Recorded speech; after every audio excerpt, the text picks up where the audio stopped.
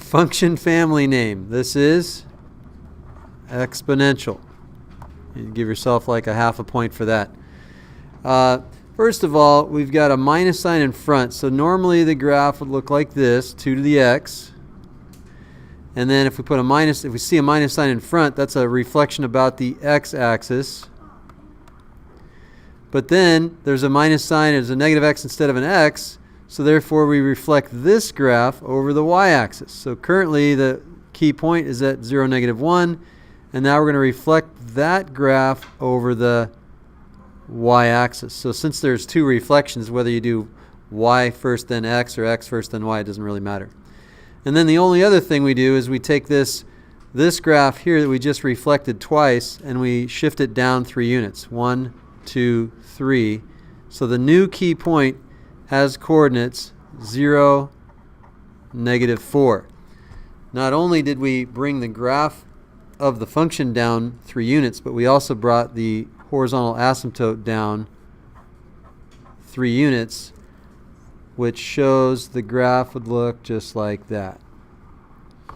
So there's the graph of the exponential function, and the domain, then we could see the domain clearly. Every exponential function has a domain of all real numbers. The range would be from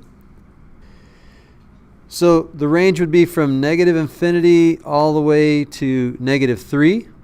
Or if you like to write it this way, all y values such that y is less than -3, that would be another way to write that.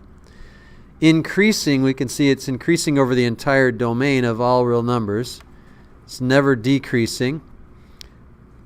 We see we have a horizontal asymptote. We have to have an equation for that. That's y equals -3.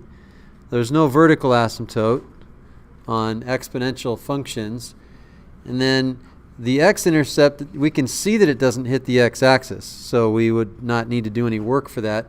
If we did do the work, though, like if you just weren't really paying attention and you just wanted to let y equal 0, you'd get 0 equals -2 to the negative x minus 3.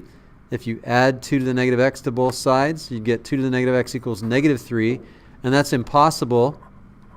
You can't raise, therefore none. You can't raise 2 to any number and get a negative number. So there's another way of showing that there is no x-intercept.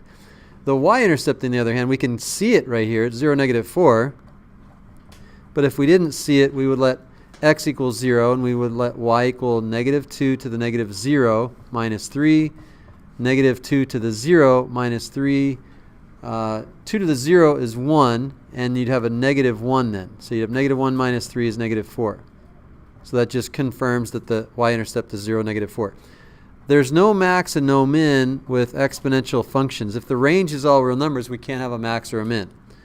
And then 1-to-1, yes or no? Yes, we have a 1-to-1 function.